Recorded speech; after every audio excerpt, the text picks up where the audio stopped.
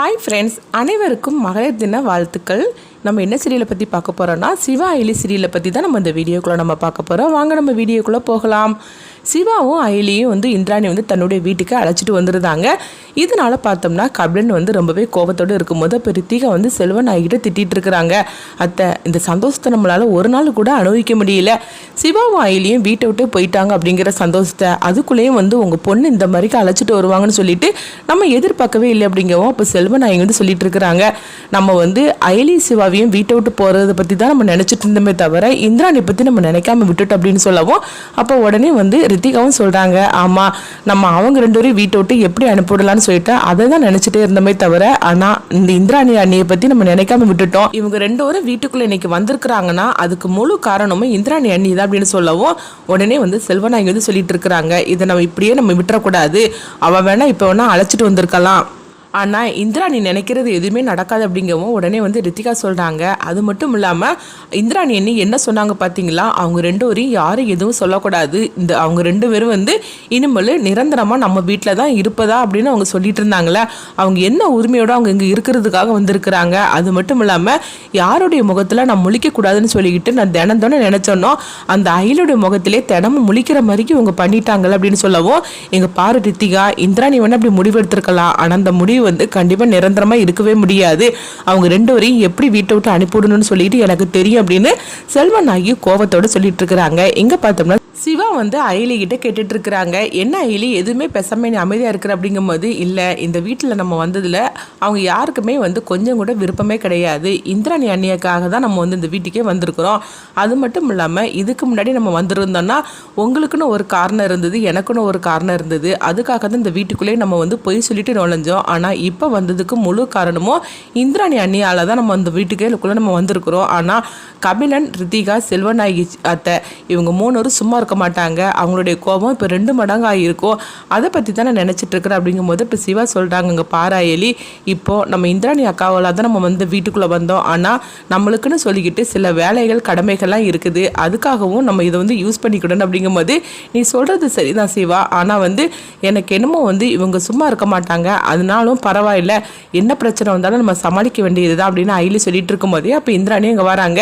ஆமாம், ரெண்டு பேரும் என்ன இப்படி உட்காந்துருக்கிறீங்க அப்படிங்கும்போது, என்ன நீ சொல்கிறீங்க அப்படின்னு அயலி கேட்டுட்டு இருக்கும்போது, ஆமாம், உங்களுக்குன்னு எவ்வளோ வேலைகள் இருக்குது, அதெல்லாம் விட்டுக்கிட்டு இது என்னது ஆளுக்கு ஒவ்வொரு பக்கம் திசையில் உட்காந்துக்கிட்டு என்ன பற்றி பேசிகிட்டு இருக்கிறீங்க அப்படின்னு சொல்லி கேட்டுட்டு இருக்கவோ, இங்கே பாருங்க, நீ எங்களுக்கு என்ன பண்ணுறதுன்னே தெரியல அப்படின்னு சொல்லும்போது, இங்கே பாரு, நீங்கள் எதுக்காக இந்த வீட்டுக்குள்ளே இதுக்கு முன்னாடி வந்திருக்கீங்க அப்படின்னு சொல்லி கேட்கவும் உடனே சிவாவும் அயலியும் பார்க்குறாங்க. ஆமாம், நீங்கள் எந்த நோக்கத்துக்காக வந்தீங்களோ அது கடைசியில் நீங்கள் நிறைவேற்றவே இல்லை அப்படிங்கும்போது, அண்ணி நாங்கள் அப்படின்னு சொல்லிக்கிட்டு அவங்க சிவா இப்படி தயங்கி பேசவும், இங்கே பாரு சிவா, நீ எதுக்காக இங்கே வந்த, சித்தப்பா தான் உன்னுடைய அப்பான்னு சொல்லி நிரூபிக்கிறதுக்காக தானே நீ வந்த, அந்த உரிமையை நீ வாங்குறதுக்காக தானே வந்த, ஆனால் அதை நீ நிரூபிக்கவே இல்லை அப்படிங்கும்போது, அக்கா அதுக்காக தான் நீங்கள் டைம் கொடுத்தீங்க, அந்த டைமும் முடிஞ்சு போச்சுது, ஆனால் எங்களுக்கு தான் எந்த ஆதாரமும் கிடைக்கலையே அப்படின்னு சொல்லும் போது, அப்படி கிடைக்கலன்னா என்கிட்ட நீங்கள் திரும்பவும் கேட்க மாட்டீங்களா என்ன, உங்களுக்கு என்ன அந்த அளவுக்கு பிடிவாதமா அப்படின்னு சொல்லிக்கிட்டு இந்திராணி கேட்கவும், இப்படி சொன்னதுமே அயலி சிவாவும் இந்திராணியை பார்க்குறாங்க. அப்போ இந்திராணி சொல்கிறாங்க, ஆமாம், எந்த நோக்கத்துக்காக இந்த வீட்டுக்குள்ளே நீங்கள் வந்தீங்களோ அந்த வழியை நீங்கள் செய்ய முடிக்கவே இல்லை, அதனால சித்தப்பா தான் உன்னுடைய அப்பான்னு சொல்லி நிரூபிக்கிறதுக்கு என்ன ஆதாரம் உண்டுமோ அது நீங்கள் திரும்பவும் அந்த வேலையை நீங்கள் ஆரம்பிங்க அப்படின்னு சொல்லவும், இது கேட்டதுமே அயலி சிவாவுக்குள்ள ஒரு சந்தோஷம் வருது. அப்போ சிவா சொல்கிறாங்க, அக்கா இதை நான் கொஞ்சம் கூட உங்ககிட்ட இருந்து நான் எதிர்பார்க்கவே இல்லை அப்படிங்கும்போது, இங்கே பாருங்கள், இதுக்கு முன்னாடி ரெண்டு பேரும் இந்த நோக்கத்துக்காக தான் இந்த வீட்டுக்குள்ளே நீங்கள் வந்தீங்க. அப்போ எனக்கு உங்கள் மேலே கோபமும் வெறுப்பு தான் இருந்தது. நல்லா இருக்கிற குடும்பத்தில் நீ பிரச்சனை பண்ணாதன்னு சொல்லிட்டு தான் நான் உங்கள் ரெண்டு பேர் மேலே நான் கோவப்பட்டது உண்மைதான். ஆனால் இப்போ அந்த மாதிரிக்கு சூழ்நிலை கிடையாது. நீங்கள் எதுக்காக வந்திருக்கீங்களோ அந்த வேலையை நீங்கள் செஞ்சு தான் ஆகணும், அதனால அதுக்குள்ள வேலையை நீங்கள் தொடங்குங்க அப்படின்னு சொல்லவும், இப்படி சொன்னதுமே அவங்க ரெண்டு பேரும் ரொம்பவே சந்தோஷப்பட ஆரம்பிச்சிருந்தாங்க.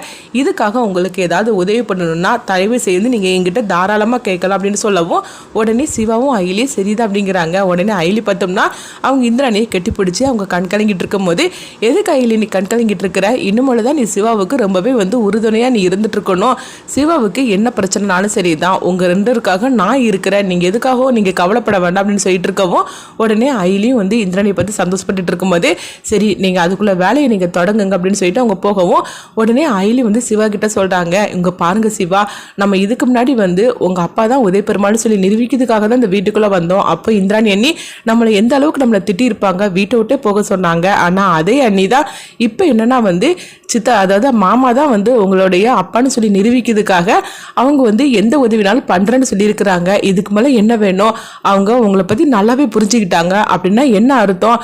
அப்போ இந்திராணி அன்னைக்கு வந்து ஏதோ இடத்துல அவங்களுக்கு சந்தேகம் வந்துருச்சுது. உதய பெருமாள் மாமாவோட பையன் நீங்கள் தாங்கிற சந்தேகம் அவங்களுக்கு வந்ததுனால தான் அவங்க இந்த அளவுக்கு வந்து தைரியமாக நம்மக்கிட்ட வந்து அந்த ஆதாரத்தை வந்து அவங்க கேட்டுட்டு இருக்கிறாங்க, நம்மளுக்காக உதவி பண்ணுறோன்னு சொல்லியிருக்கிறாங்க. அவங்களுக்கு நீங்கள் இந்த வீட்டு வாரிசு தான் சொல்லிக்கிட்டு அவங்களுக்குள்ள ஒரு நம்பிக்கை வந்திருக்குது. அதனால தான் நம்மளை இந்த வீட்டுக்குள்ளே திரும்ப வந்து அழைச்சிட்டு வரணும்னு சொல்லிக்கிட்டு திட்டமிட்டு இந்த மாதிரிக்கு வந்து இந்திராணி அண்ணி வீட்டை விட்டு வர மாதிரிக்கு வந்து நாடகமாடி நம்ம 2 வரையும் இந்த வீட்டுக்குள்ளே திரும்பவும் அவங்க அழைச்சிட்டு வந்திருக்கிறாங்க. இது எல்லாமே வந்து இந்திராணி போட்ட நாடகம் தான் எனக்கு இப்போ தான் புரிய வருது. அப்படிங்கும்போது உடனே சிவா வந்து ஐலிட்ட கேட்டுட்டு இருக்கிறாங்க. என்ன ஐலி சொல்கிற, இதெல்லாம் வந்து அக்கா போட்ட நாடகம் அப்படிங்கும்போது ஆமாம், நம்ம 2 வரைக்கும் திரும்பவும் இந்த வீட்டுக்குள்ளே அழைச்சிட்டு வரணும். அது மட்டும் இல்லாமல் நம்மளுக்கு கபிலன், ரித்திகா, அதுக்கப்புறம் செல்வநாயகத்தை இவங்க 3 வராலே வந்து எந்த இடைஞ்சலும் வந்துடக்கூடாது அப்படின்னு சொல்லிட்டு தான் அவங்க இந்த மாதிரிக்கு திட்டமிட்டு நாடகம் போட்டு நம்மளை இந்த வீட்டுக்குள்ளே வந்து அழைச்சிட்டு வந்திருக்கிறாங்க அப்படின்னு சொல்லவும் இது கெட்டதுமே சிவாவுக்குள்ளே ஒரு சந்தோஷம் வருது. அப்போது அக்காவுக்கு தெரிஞ்சு போச்சு, நான் தான் வந்து அப்பாவோட பையன் தெரிஞ்சு போச்சு அப்படிங்கும்போது அநேகமாக அவங்களுக்கு தெரிஞ்சிருச்சுது.